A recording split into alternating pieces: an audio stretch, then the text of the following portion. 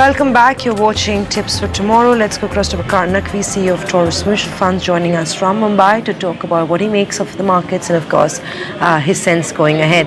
Thanks, Waqar, for joining us this evening on NDTV Profit.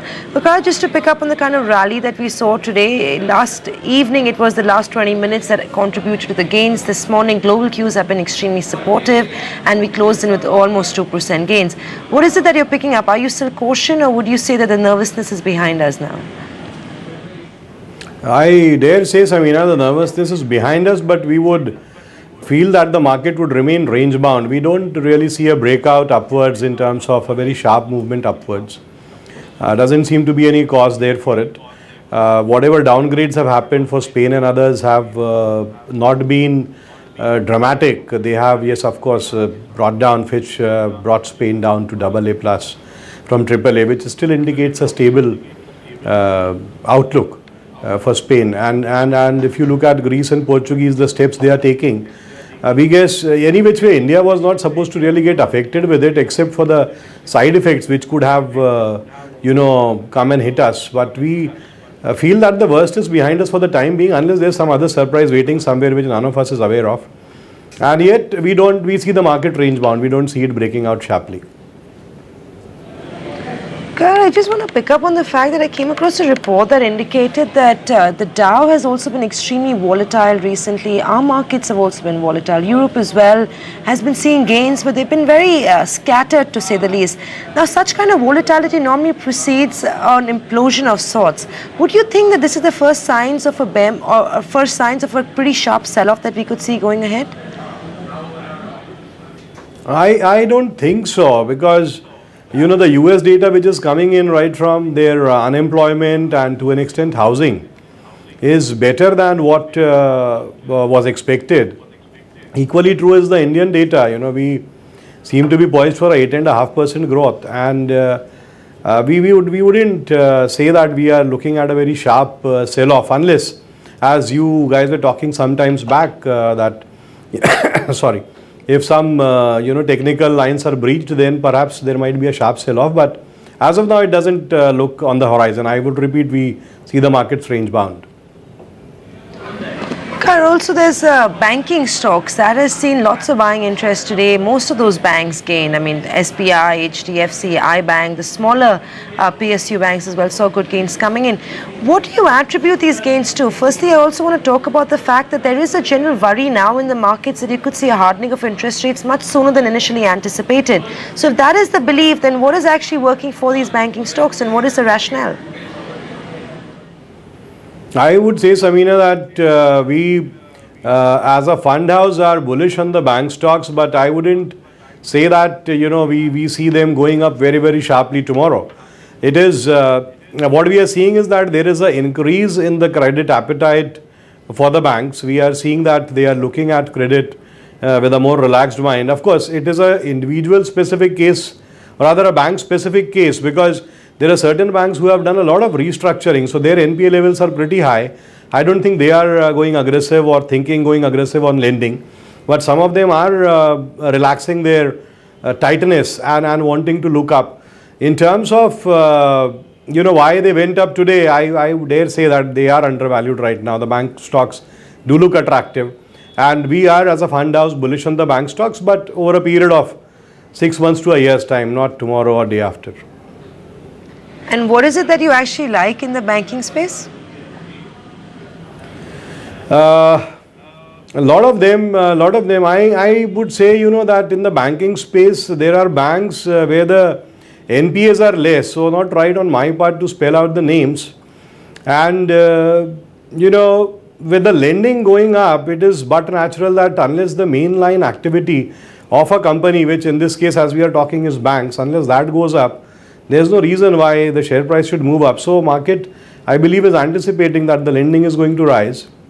And in terms of space, I don't think fair on my part to comment which space we are bullish on. But yes, keeping in mind the fact that when you said that markets are volatile, we expect them to be range bound, and they can, in our opinion, move up to an extent from here over the period of time. Let me say it here that we have launched a Taurus Nifty Index Fund. which goes on tomorrow. We have been holding this approval for some time, and I think we feel that it is a good time to launch this. So that indicates to you that we are not looking at a downside in the market. Indeed, Waqar. Another sector that I want to talk about, telecom. 2 days of very good going. Arcom, of course, is a separate story, but the likes of Bharti, MTN, Tata Teleservices, all of them have gained about 5 to 10% in the last 2 days.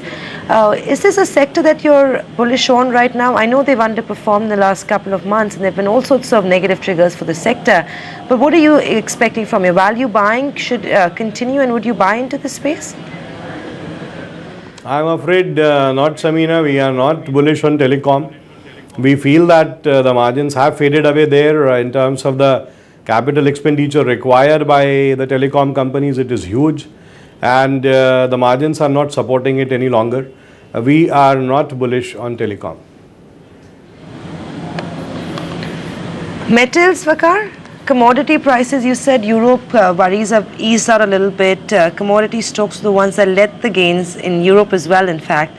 The dollar's also eased out, which is again good news coming in for commodity prices.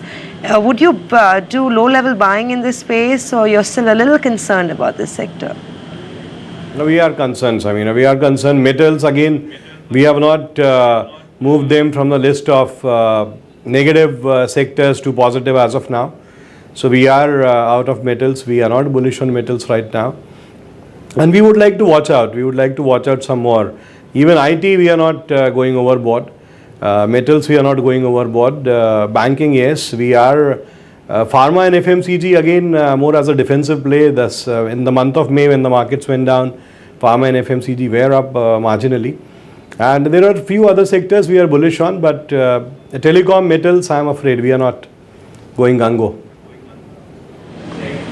Waqar, so that obviously brings me to ask you, would auto be one of those sectors that you like, given the kind of numbers we've seen for May? It's not just been domestic sales, but internationally as well. They've seen pretty good volume growth. Would you buy into this, Maruti, Ashok Leyland, anything that you look at and say, okay, this is a good buy, maybe I want to buy it right now? Oh yes, we are bullish on auto. We are bullish on auto. We feel that the sales will go up some more, and there's some more upside left in auto. Both sides, commercial vehicles as well as cars as well as two-wheelers. We see upside and there. We are bullish on auto. Auto ancillaries, Waqar, is that? Right, but what I want to understand is going ahead. Yes, we saw a fantastic month of May, but I believe a lot of it came on back of the fact that the wedding season was the key trigger coming in for the sector. But going ahead, the kind of numbers that we've seen, are these sustainable for these auto majors? Because month on month they do surprise, but sustainability is the question. Well, the way they are going, you can be sure that it won't taper off overnight. So even if it is to come down, it will come down slowly and off. As of now, whatever interactions we have had with the CFOs and other senior gentry of auto companies, they do seem to be saying that it is sustainable over the next few months, and we continue to remain bullish on auto. Let's see. I would not know how much the wedding season has contributed, but the way the sales are roaring at this point in time, it won't come down overnight. Also, have you looked in the recent few weeks, have you revisited your portfolio? Have you rejuggled with stocks, sectors, gone overweight on some, underweight on others? Give us a sense of that. What is your portfolio now looking like? Or what have you changed rather? Not much, Samina. We have allowed it to remain as it is. We, any which way, were overweight on pharma and FMCG. So that held us in good stead. As I said, banking, we were pretty underweight, so we did not have to tinker with that also. So we haven't made too many changes, as we follow a philosophy of holding a core portfolio, which is a substantial chunk of our AUM, and the rest we keep for the trading bets. So the major chunk, which is almost 70-75%, does not really undergo a change with us, unless something dramatic as Satyam happens. Otherwise, we stick to it. So not too many changes at our end. I noticed you are pretty bullish on the defensive space, but if I'm just trying to understand if the general perception is that, volatility